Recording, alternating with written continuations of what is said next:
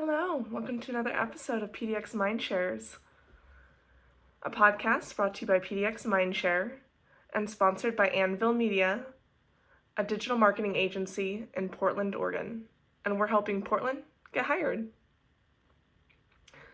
So thanks guys, thanks for coming back for another episode. We appreciate your listenership. Just an update for you guys.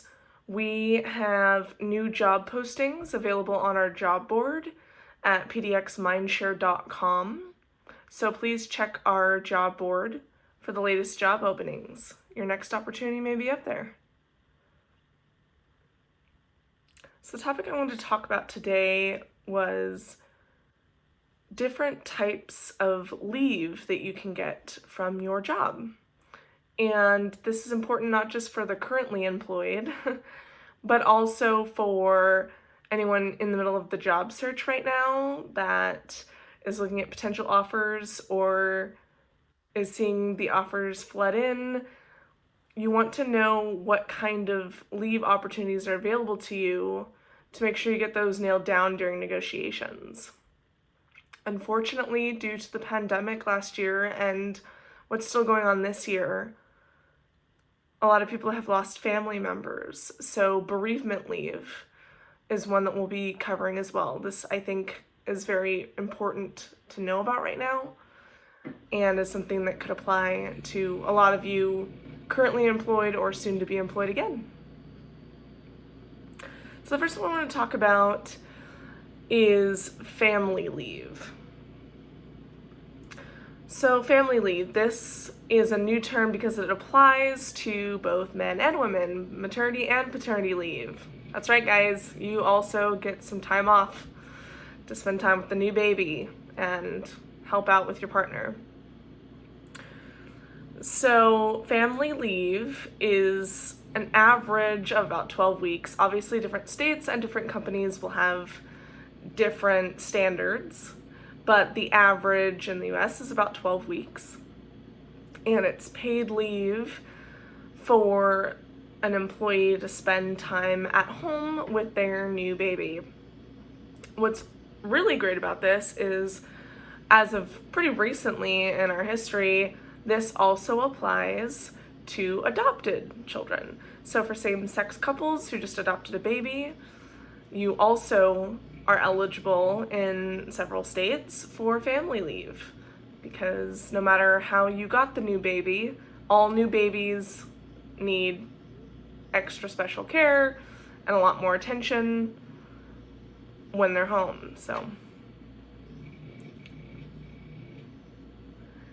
another thing I wanted to talk about while still on the subject of family leave is, when should a woman tell the company that they're pregnant, that they're expecting, or even when should anyone else tell the HR department that their partner is expecting and that they may need to take family leave at some point. If you are pregnant, it is recommended to wait until the second trimester. Obviously, this is going to be different for every person, but also every company. Smaller companies tend to be a little more tight-knit, so it makes more sense to tell them a little sooner, share the good news. For larger companies, depending on your place in the company and your situation, second trimester, or even waiting later until you're about to start showing, that may make more sense. It really depends on your particular situation and your company. So go with your gut, but the standard is usually within the second trimester. And if your partner is expecting, then it's best to tell them, I would say, a quarter in advance. So, 3 to 4 months in advance. So they have time to plan for your leave and hire a replacement and get them trained, depending on how far up you are in your company. All right, bereavement leave. A lot of us have lost loved ones recently and within the last year. So you may have been in a situation where you need to take some time off, you need to take care of yourself, you need to maybe handle some family business.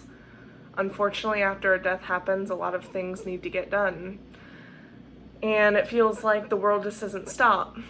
So you can't really juggle all those personal responsibilities with work.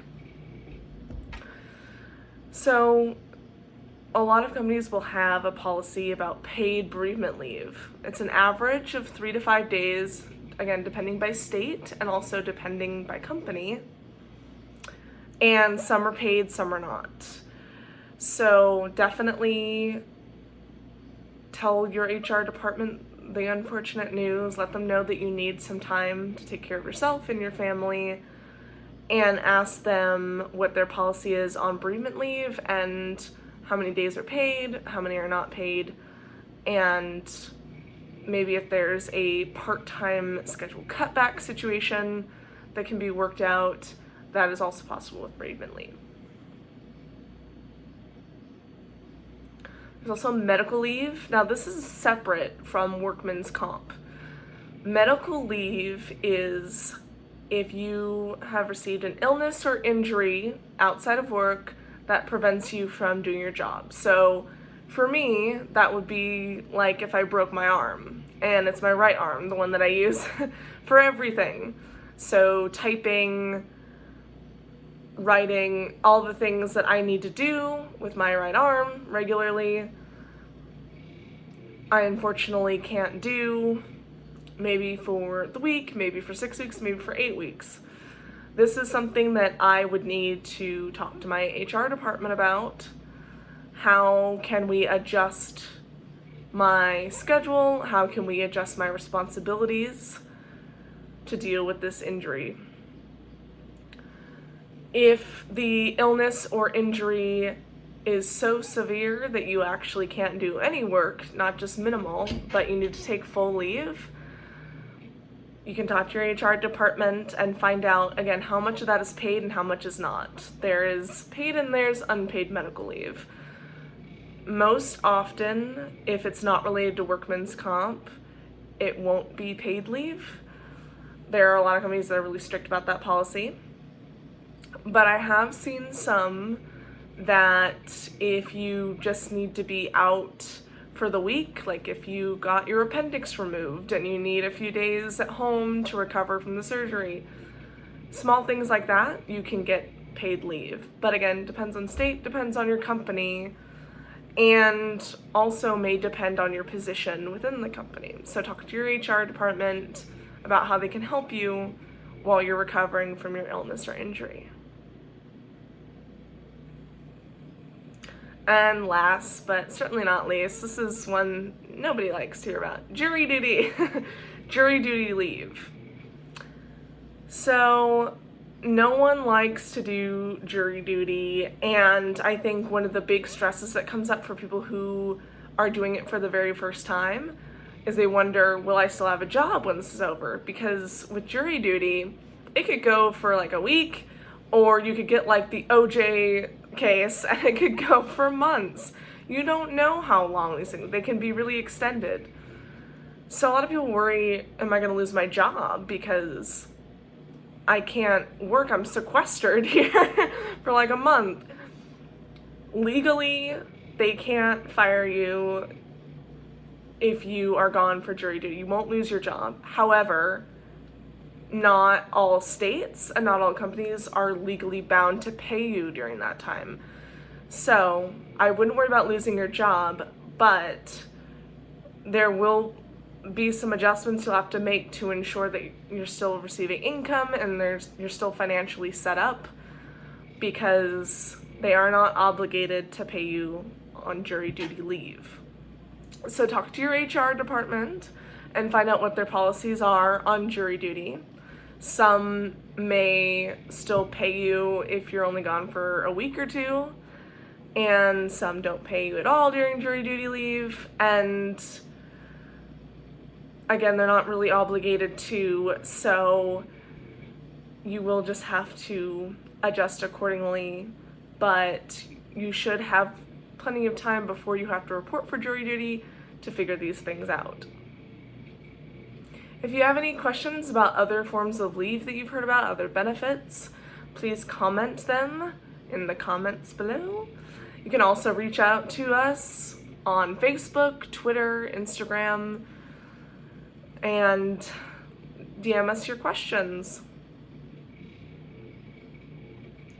For more career tips and job search tips, keep checking back at our website and our blog, pdxMindShare.com, blog pdxMindShare.com/our-blog, and we'll see you on the next episode.